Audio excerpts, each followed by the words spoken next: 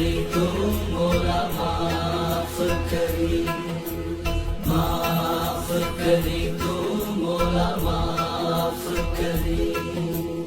अदल करे ना इंसाफ करे, बस माफ करे तो मोला माफ करे, माफ करे तो मोला माफ करे।